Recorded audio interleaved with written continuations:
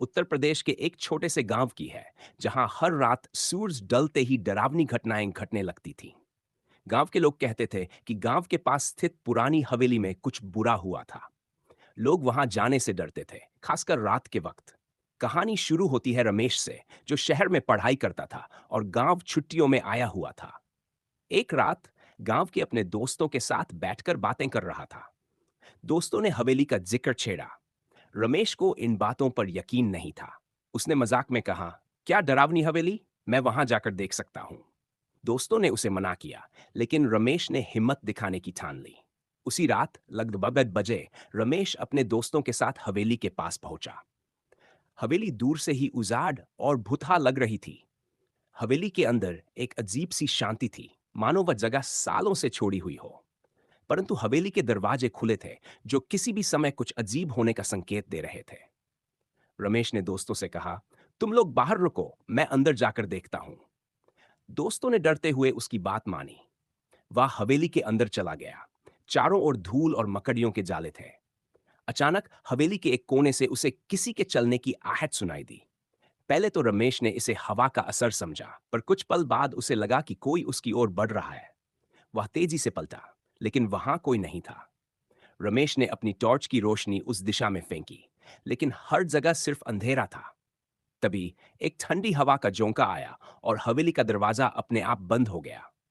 रमेश का दिल जोर जोर से धड़कने लगा। उसे अब एहसास हुआ कि वह यहां अकेला नहीं है।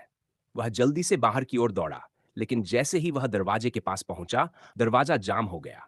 उसने जोर से धक्का दिया, पर दरवाजा नहीं खुला।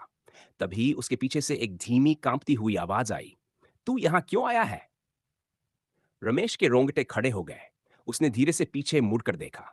सामने एक बूढ़ी औरत खड़ी थी, जिसके चेहरे पर भयानक घाव थे। उसकी आंखें लाल थीं और वह सीधी रमेश की ओर देख रही थी।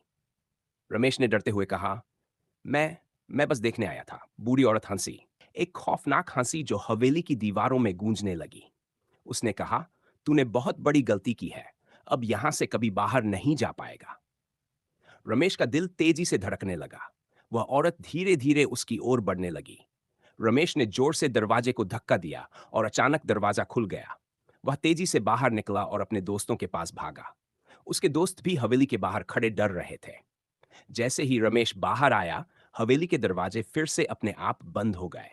उसने अपने दोस्तों से कहा, यह जगह सच में भूतिया है। हमें तुरंत यहां से जाना होगा। सभी दोस्तों ने बिना एक पल गवाए वहां से दौड़ लगाई।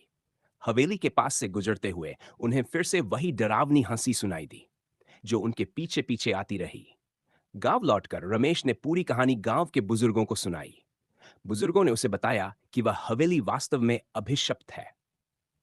सालों पहले वहां एक बूढ़ी औरत की रहस्यमय परिस्थितियों में मौत हो गई थी, और तभी से उसकी आत्मा हवेली में भटक रही है। जो भी उस हवेली में जाता है, उसे कुछ न कुछ अनहोनी का सामना करना पड़ता है।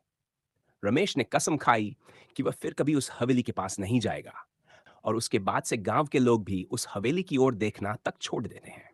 हवेली वही खड़ी रहती है, अंधेरे में डूबी, अपनी अगली शिकार का इंतजार करती हुई। ऐसे ही हमारी हॉन्टेड स्टोरी सुनने के लिए हमारे चैनल को लाइक कमेंट सब्सक्राइब करें और ज़्यादा से ज़्यादा शेयर करें। बेल आइकन दबाना ना भूलें। चलिए चलते हैं, आज के लिए बस इतना ही। मिलते हैं फिर एक नेक्स्ट वीडियो में। तब तक के लिए नमस्कार।